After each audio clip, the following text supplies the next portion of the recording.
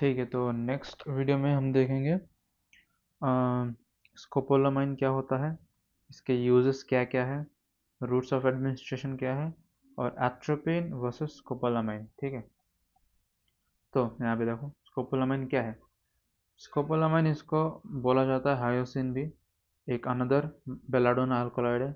पहला वाला belladonna alkaloid कौन सा था जो हमने पढ़ा था, दैट इज एट्रोपिन। तो स्कोपोलामाइन और एट्रोपिन कोई ज़्यादा डिफरेंट है नहीं, दोनों एक ही जैसे काम करते हैं।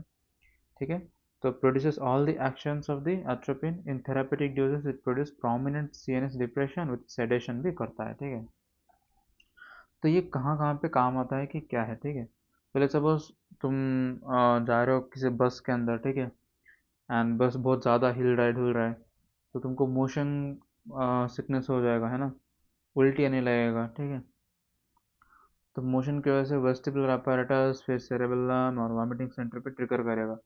तो स्कोपोलामाइन क्या करता है, इस वेस्टिबुलर apparatus पे जाके वहाँ पे एक्ट करता है ताकि मोशन सिकनेस ना हो। ठीक है, तो वहाँ पे यूज़ किया जाता है। और ओरल ओरल फॉर्म में तुम दे सकते हो, ट्रांसडर्मल फॉर्म में दे सकते हो। तो तुम बस में जा रहे हो और अगर तुमको मोशन सिकनेस है तो तुम हाफ एन आवर पहले, ठीक है, ओरली तुम ले सकते हो स्कोपोलामाइन, जिससे तुम्हारा मोशन सिकनेस बहुत ज़्यादा कम हो जाएगा। तो यहाँ पे देखो क्या दिया है, सेडेशन एंड एमनेशिया। ठीक है, एट्रोपिन कॉजेज सीएनएस स्टिमुलेंट। ठीक है, atropine, scopolamine has shorter duration of the action than atropine. It has more prominent action on the eye and secretory glands. तो आई पे और secretory gland पे ज़्यादा prominent इफेक्ट है इसका। तो जैसे कि ये एंटी कोलिनर्जिक्स है, तो सिक्रेशन को कम करेगा। और एंटी कोलिनर्जिक्स मतलब क्या है, डायलिटेशन वगैरह करवाएगा। ठीक है, आई के पीपल को। By blocking the cholinergic activity, scopolamine suppresses vestibular disturbance and prevents motion sickness.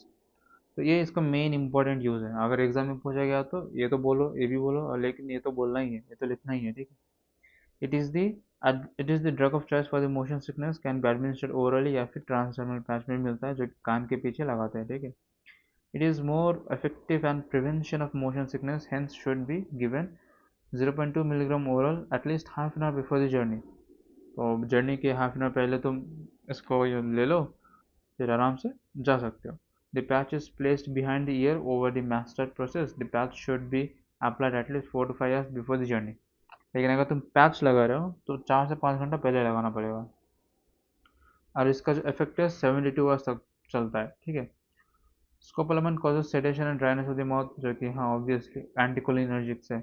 It can be administered parenterally as a pre anaesthetic agents. ठीक है, अगर मुझे प्री एनेस्थेटिक एजेंट्स के लिए कुछ नहीं मिल रहा है और अगर मेरे पास स्कोपोलामाइन या फिर हायसिन है तो मैं उसको यूज़ कर सकता हूँ। तो प्री एनेस्थेटिक एजेंट्स क्यों यूज़ किया जाता है, देखो जो सर्जरी रहता है, सर्जरी के पहले एक तो पेशेंट बहुत घबराया हुआ रहता है। ठीक है, उसके बाद जो भी पोस्ट ऑपरेशन के बाद जो भी इफेक्ट है वो थोड़ा कम हो जाता है, पेन का परसेप्शन कम हो जाता है। ठीक है, नोजिया वॉमिटिंग भी थोड़ा बहुत कम हो जाता है। ठीक है, तो ये सब के लिए प्री एनेस्थेटिक एजेंट के हिसाब से भी यूज़ किया जाता है। नेक्स्ट अगर मैं बोलूँ what is the difference between atropine और हायोसिन। ठीक है, तो हमको पता ही है एट्रोपिन क्या करता है, mild CNS effect at therapeutic dose, लेकिन यहाँ पे स्ट्रॉन्ग सीएनएस डिप्रेशन है, सेडेशन करता है, ड्राउजीनेस करता है। ठीक है, effect on the I produces prolonged mydriasis, बहुत दिन तक 1 से 2 हफ्ते तक पीपल को डायलेट करवा के रखेगा। साइक्लोप्लेजिया, साइक्लोप्लेजिया मतलब paralysis of the ciliary muscle, loss of accommodation reflex. ठीक है, तो ये ज़रूरत नहीं है।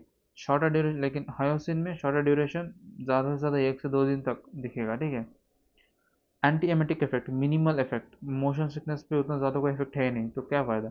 यहाँ पे स्ट्रॉन्ग एंटी एमेटिक इफेक्ट मतलब उल्टी नहीं होगा, particularly in the motion sickness.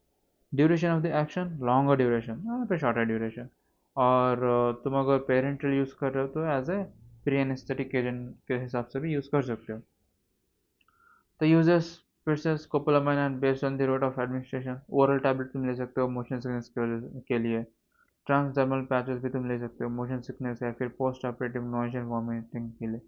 तुम इंट्रामस्कुलर या इंट्रावेनस रूट से दे सकते हो प्री एनेस्थेटिक मेडिकेशन। ठीक है, या फिर anti emetic in the chemotherapy में में भी यूज़ किया जा सकता है।